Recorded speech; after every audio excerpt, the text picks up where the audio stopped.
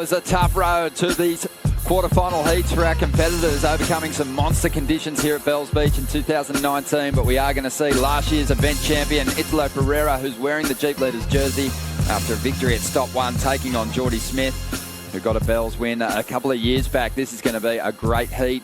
Jordy's been really smooth throughout the contest, hasn't dropped an excellent score yet. Italo's in the same boat, has been performing very well. Here's a replay of that ride. Loved that early advantage. Jordy would have gone out there wanting that, getting that first wave and putting up a good number. Surfs so well here at Bells. One of the most variety-driven surfers in the way he approaches this wave. You know, he has the airs, but just the ability for him to kind of mix up his maneuvers. Has a beautiful layback carve back-to-back to finish out that wave. And a great start with the 733. But just see how he just loads up his maneuvers. Surfs a little bit more upright, but you gotta love his ability on the rail. It's just unbelievable what he can do as he loads up and keeps the speed through those maneuvers. I really was gassed after his performance yesterday to make this quarterfinal clash. And he's going to get things started early here. Beautiful conditions. Nice clean walls for these guys to get on the attack. Oh. But Italo taking a fall here. Very different on his road through to this position than his run to the event win last year, Pete, where he had multiple excellent scores. Yeah, well, and he's going to have to put up multiple excellent scores in this heat against Jordy. Gabriel Medina, they were surfing at light speed, and it feels like Jordy's been coasting through the rounds. I think on finals day he's going to put the foot down and really start to dig in. And it's just amazing how much higher John's numbers have been through each of the rounds. He's going to be hard to stop. Jordy Smith will probably have a pretty good chance if he can get through this heat, because it just feels that he's got a lot more to give. Driving up into this section, nice clean float. Up into the lip once again, nice little pocket turn there. Didn't quite set the rail as deep as he probably would have liked, but makes up for it with that move. So had a 7.33 in his opener. This will be a pretty good number two. 26 minutes to go, and the current world number one's going to be up against it. Well, if you notice that those waves that kind of load up, they almost lift and get you the opportunity to catch it. It's going to load up a bit more. It doesn't go into that fat section where you only get the one outside move and then it kind of goes into cutbacks. Here, he's able to get that kind of wall to stand up.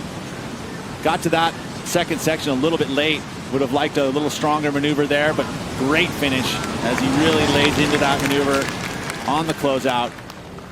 You see all those bumps coming up the face. That's backwash coming from the beach, and that's something that you have to keep in mind that's there. That's actually the outside section that had that backwash, but it's also on the inside.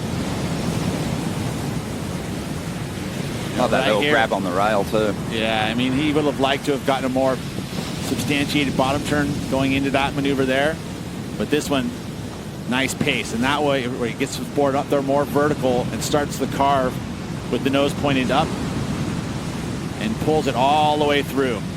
So that's a committed maneuver when you're able to get that rail sink all the way around, full arc. Nice work there from Jordy Smith. But also, this is taking advantage of those events that are his strength. Well, he had a 6.6 on his last ride. He's picked off this one under priority. And I think anytime you see a surfer do that, generally they're going to dig in and throw some bigger turns at you, understanding that they're probably not on one of the better waves in the heat. So Jordy loading up here, projecting nicely out of that maneuver. Unfortunately, that wave just flattening out through the inside. Probably won't go into the top two. Meanwhile, out the back, Italo's trying to get this quarterfinal heat back on track. He started pretty poorly, taking a fall. Only has a 3, and he doesn't like what he sees down the line here. Take us back to yesterday, Pete. What happened with Italo, and how long did it take him to recover? So it was a tough day for him. Well, obviously has had a big night's rest and wants to fire up here on finals day. Italo's up at the moment, working this one through to the inside, waiting for that opportunity to throw down his first big major turn. Flat section here, but it's standing up on the inside, and Italo lets go of a beauty. Nice. So that'll be his best ride. Felt like he was a little off rhythm on the outside part of that wave, but definitely executed the final move. very, very well. That's going to be his best wave so far. And this is what I was talking about. It seems like he was cruising here, and he almost, it felt like right here, he missed that steep part, that section right there. He should have been going into his maneuver. It would have helped him out to kind of time him for the more vertical sections here on the inside. Although an amazing finish, just felt like there was some potential there in the middle part of that wave for a nice solid move that he missed out on. You know, it flattens out here because trying to set it up, but if the timing was better, he would have been able to get that section a little bit stronger. But look at this finish. Again, these guys are not scared to go into the lip on a very dangerous section with a ton of power, not only from the wave, but also from what they've been doing, pushing on their board. 16 minutes to go, and Jordy Smith, the 2017 Rip Curl Pro champion, is up. He has the lead, trying to get rid of a 6.6 here. Up into this section, nice steep section. It just laid down a little bit on him, but still has the speed to glide through one of those beautiful, big, stylish carves before setting up this section. Big old vertical wall, and he absolutely hammers it. Using that priority, you know, the whole deal there is if there's a hindrance of scoring potential, none there, and Jordy almost goes down, but holds it together here. It actually left a little speed for him to go into that one a lot more vertical. He almost seemed a little disinterested in the early part of it, but this wave does load up pretty well, and he could be changing his score line here with this one. That last turn was huge, and there's Jordy's camp. Garth Tarlow, Jack Perry, a local boy who's been helping him with equipment. Tom Whitaker also watching on. Yeah, this layback maneuver where you put that back arm back has been one of the favorites of all those forehand surfers, and it's been good. It's been used very, very well for big numbers. Let's see what goes down right here. Have a look at this. Well, there you go. You know, we had touched on this. I think that's the reason we were waiting for scores. Yeah, there was the discussion, like, is this an interference? And he has to give way, but when you go across and there is a track, we've always seen this be given an interference. Italo needed to not just kick out there, and so they're saying there was a hindrance of scoring potential, and that's the rule. On the outside, Italo, last year's event champion, looking to go back-to-back here this year. The current world #1.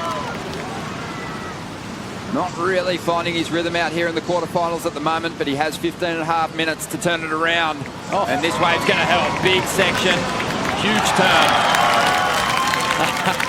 One of the best backhand approaches that we've seen here in the history of Bells Beach.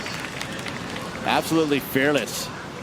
You know, a little different approach from Gabriel Medina, but definitely has that dynamic. I mean, it seems like to me he really explodes into his maneuver.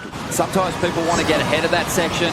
They start that turn a little earlier. They get way out in front of the whitewater. Not as critical, not as many points in moves like that. So expecting Jordy's going to drop a big number. And Italo, he had a really solid hit to finish his ride too. Same thing, right? He came down with the explosion. So it's in that critical section. He waited till that last possible moment that he possibly could to escape, and you know, free falls down, you have to come down just a bit before it so you can escape it. If you land with it, it's very, very hard to pull it off, and even then very difficult to pull it off, and he's done it. So that's going to be probably his best number, and that was a massive final move on a big wave. Hanging on with everything he's got to double finish that right off. He likes it. He knows it's his best, and it's got him back in this heat. The competitor holding priority. So that's Italo's error. I mean, when you look at the replay, it doesn't seem to really hinder Jordy at all. It maybe was a bump when he rode over that track, but Italo, he's not going to be able to fight his way out of this one, because with a priority interference, you lose your second score. Yeah, it's a 0, and already Jordy with 15 points. So there's no way. Italo's probably going to call it a heat. He's coming in, so... and he may want to go talk to the head judge and have a word. He can talk to him all he likes, but all he has to do is flip open the rule book, which he's surely got a copy of, and the rule is clearly stated. You know, if you want to do a little bit of heavy reading, go to worldsurfleague.com. You can download the WSL rule book there. Yeah, it's right on the front page. I've got it downloaded on my computer. Yeah, sometimes when I'm struggling with jet lag, I open it up and have a read. It's nice, huh? Here we go, Jordy Smith. Up at the moment, and he's just enjoying this empty lineup to himself now.